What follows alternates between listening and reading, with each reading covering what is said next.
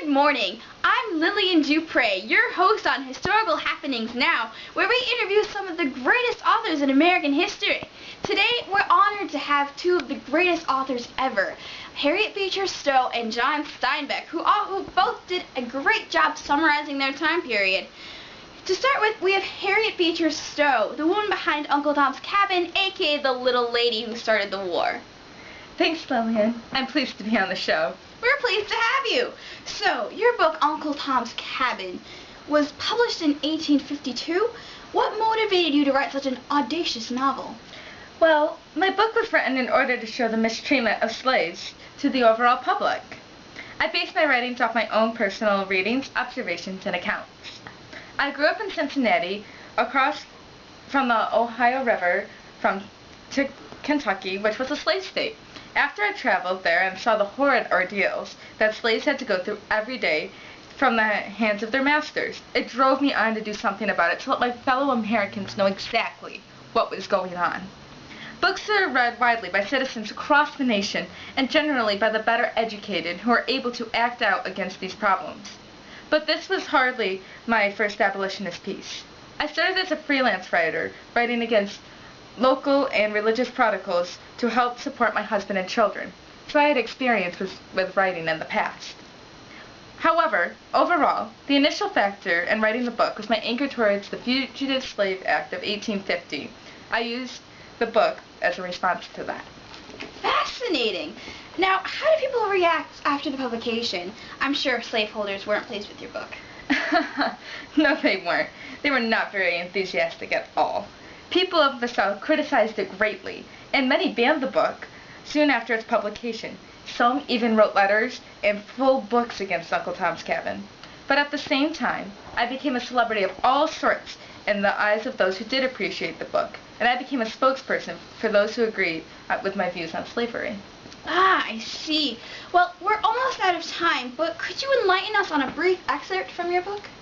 Oh, certainly. Let's see.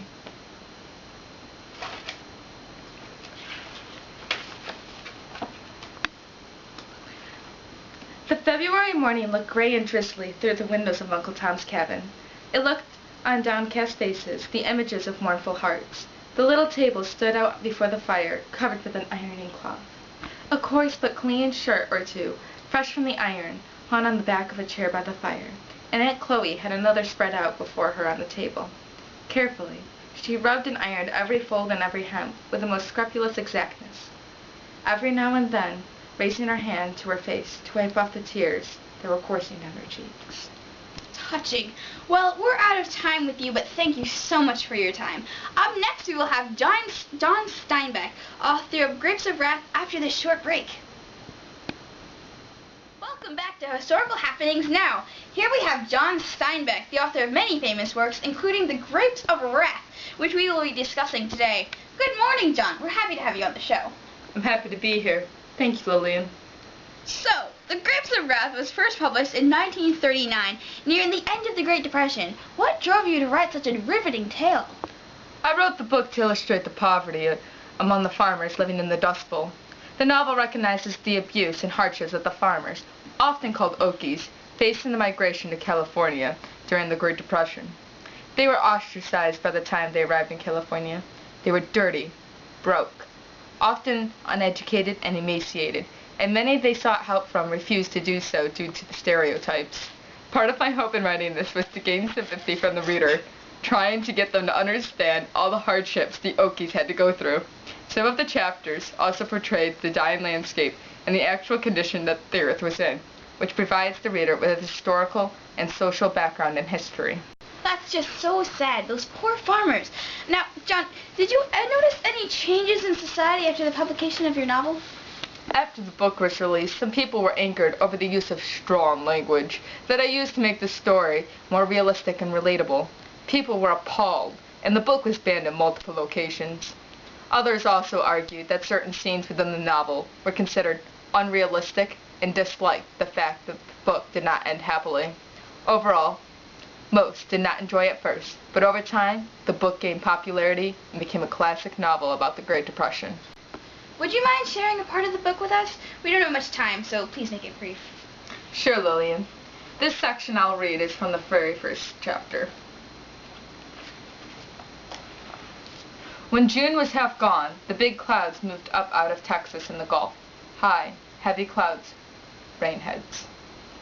The men in the field looked up at the clouds and sniffed at them and held wet fingers up to sense the wind. And the horses were nervous while the clouds were up. The rainheads dropped a little spattering and hurried on the same other country. Behind them, the sky was pale again, and the sun flared. In the dusk, there were drop craters where the rain had fallen, and there were clean splashes on the corn, and that was all. That was beautiful, John. Marvelous. Thank you so much for being on the show. There you have it, folks. Two of the greatest authors in American history. We'll see you next time on Historical Happenings Now. Signing off, this is Lillian Dupre.